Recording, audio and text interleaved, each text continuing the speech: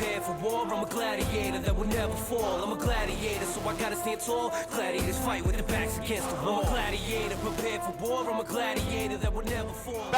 And now to our ring announcer, Dan Bogan, for the Ladies and introduction. gentlemen, this next event is in the amateur lightweight category, and it's under advanced amateur rules. Once again, calling for three-minute rounds, and it is also for the Gladiators of the Cage vacant lightweight amateur championship of the world.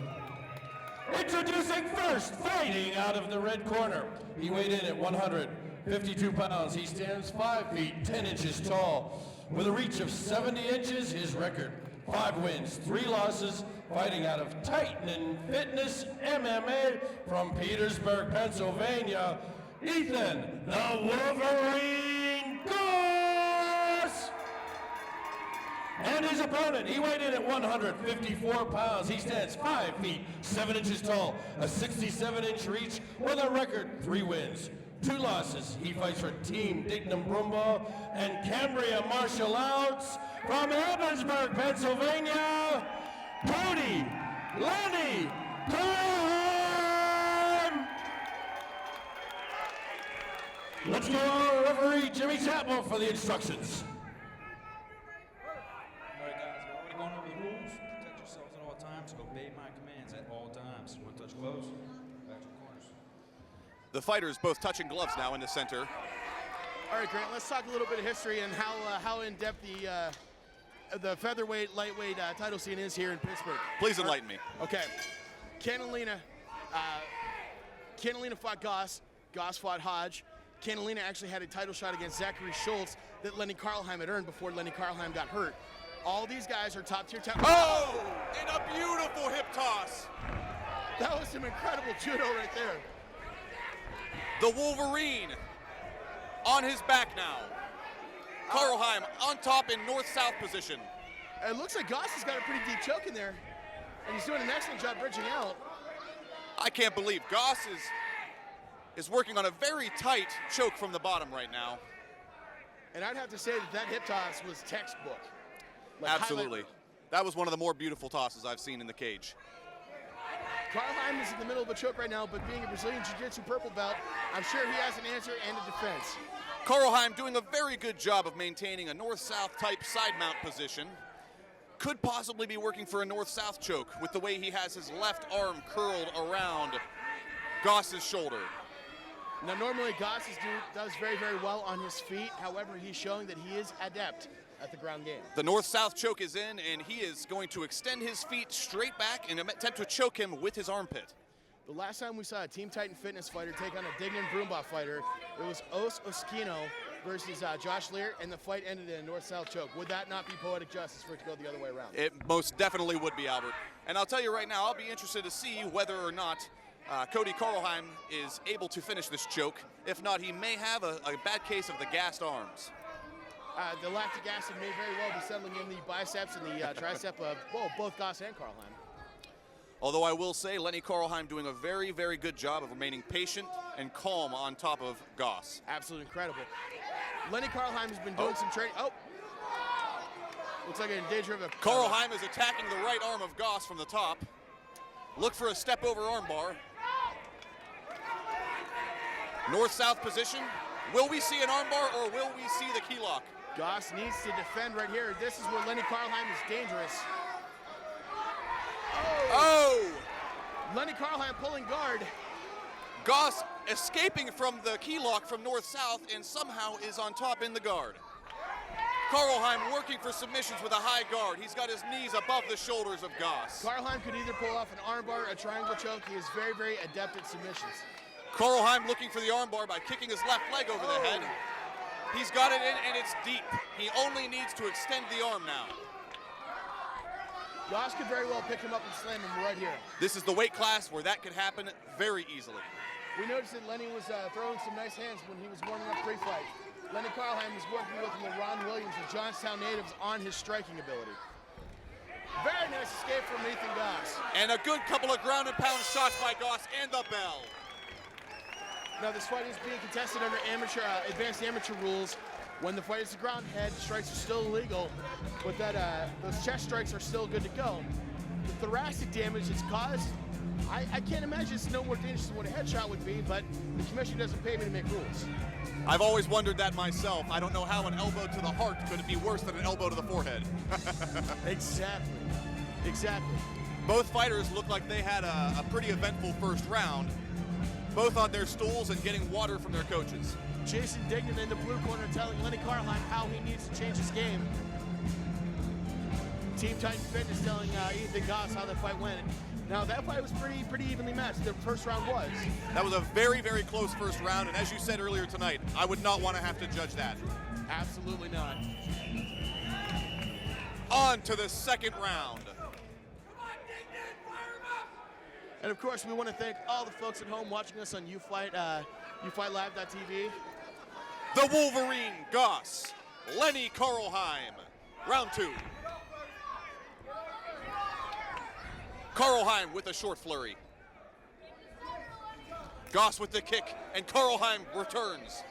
And you know, Grant, I've seen both these guys fight quite a few times, and they're fighting at 55 tonight. They look kind of big. They look like they've been well rested. But I know these guys are going to get together again. Win or lose, no matter who wins or loses, they're going to meet again at featherweight. They have to. Karlheim with double underhooks on Goss, and his back is on the fence. Look for another beautiful toss as we saw earlier tonight. Couldn't quite get it off. Oh. And Goss reverses. Beautiful, beautiful move by Goss. Although I will say, Goss is now finding himself back in Karlheim's guard, which could be a problem as we saw in the first round. Now, when Lenny Karlheim fought Zachary Hoy in Clearfield, Pennsylvania, he wanted Zachary Hoy to put him in this exact spot. He knows what he's doing here. Oh, he knows what he's doing here. He knows how to be effective and dangerous. Goss stuffing Karlheim's head into the fence, probably going to look for some ground and pound here.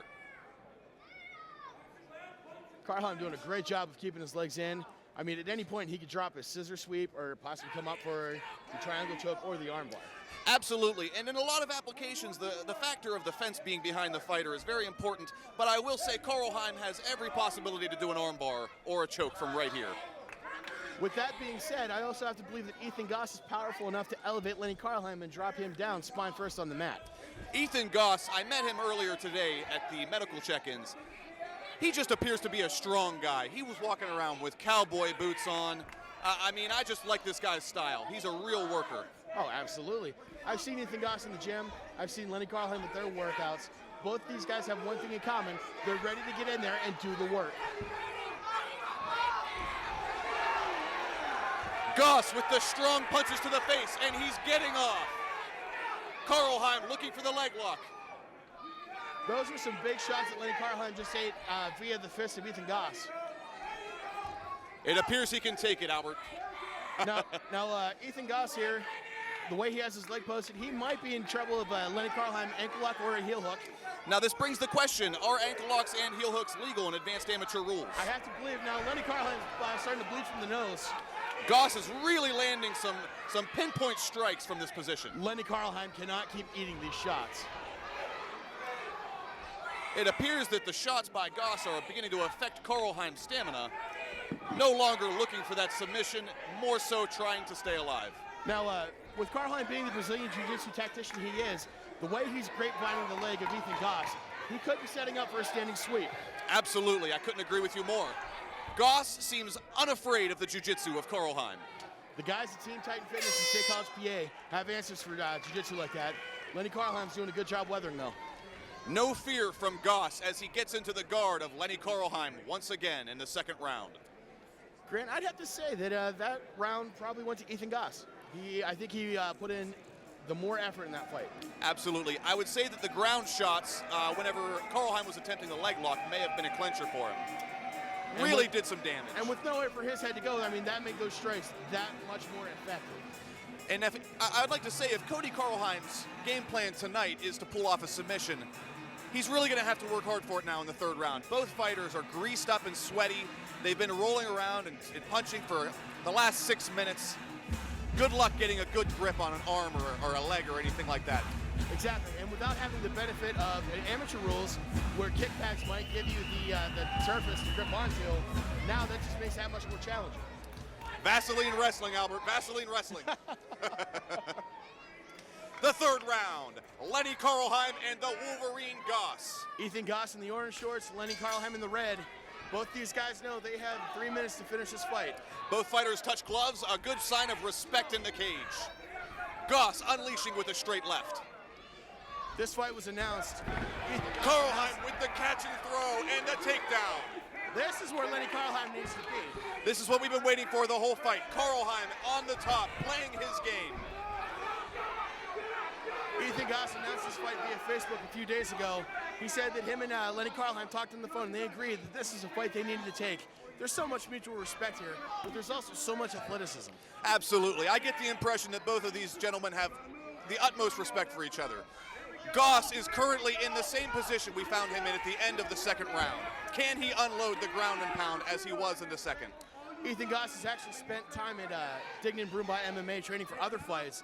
So Ethan Goss is no stranger to the way that Lenny trains. It almost makes you wonder, have they ever sparred in the gym? Do they know how each other works? This is a real chess match tonight, Albert. Oh, absolutely. Both these guys are featherweights, they're good featherweights. Standing guillotine choke from Ethan Goss. And he pulls guard. Lenny might be in trouble. No, he's not. And Karlheim is out.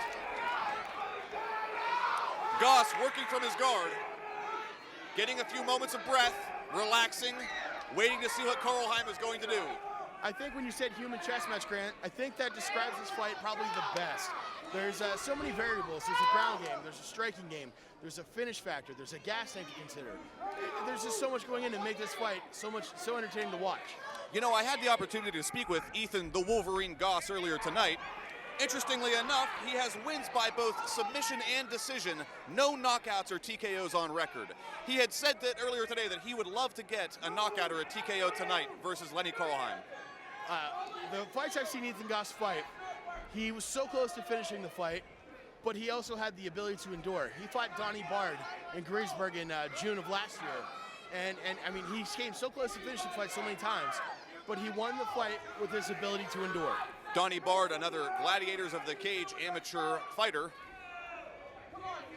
who recently fought Dan O'Neill out of Central PA MMA, that Ethan Goss cut his teeth on. That was his debut fight. a position we've seen in the first and second rounds now, Albert. Lenny Karlheim on the bottom, working for that armbar or that triangle with his back near the fence. So far in this fight, Lenny Karlheim has dedicated so much of his time and energy and strategy to securing the armbar, the triangle choke. I think it would almost be detrimental to abandon that strategy now. Goss looking for the ground and pound and a knee to the butt. Karlheim looking to control with his toes in the fence. We got 5 seconds left in the fight, Grant. And that is it, folks. Cody, Lenny Karlheim, and Ethan the Wolverine Goss will go to a decision. I think if we dig into the MMA dictionary and try to find a word to describe that fight, the word we're going to find is barn burner. Barn burner would be a good one. I would agree with that, Albert. That fight was dramatic. It was back and forth. Both guys could finish. Those are the fights we love to see. Ethan Goss, very confident he won that fight. Waiting for the judge's decision is Ethan Goss and Lenny Karlheim.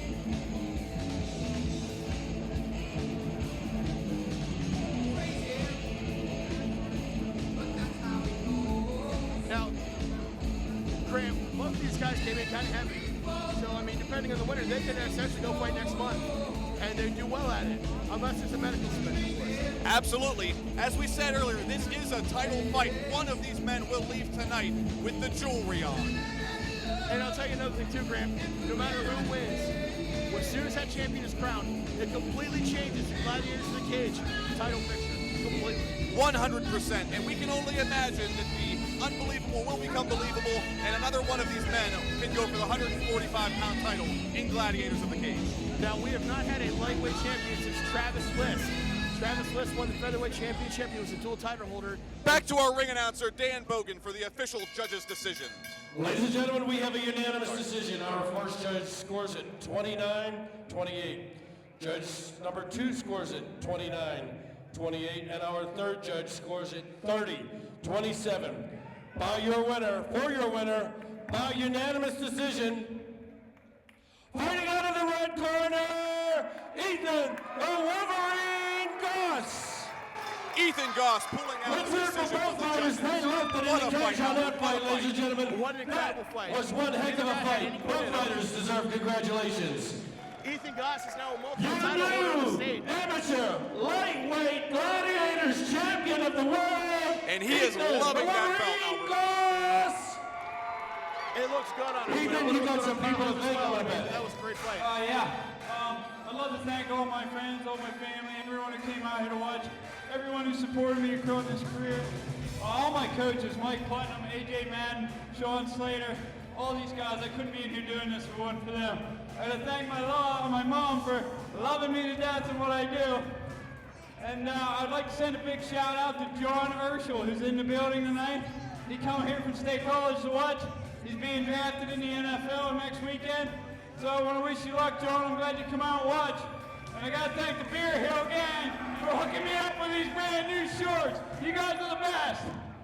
Let's hear it for our new amateur lightweight champion of the world, Ethan Goss. You gotta love it when they thank Mom. Let's send it back to Albert and Grant.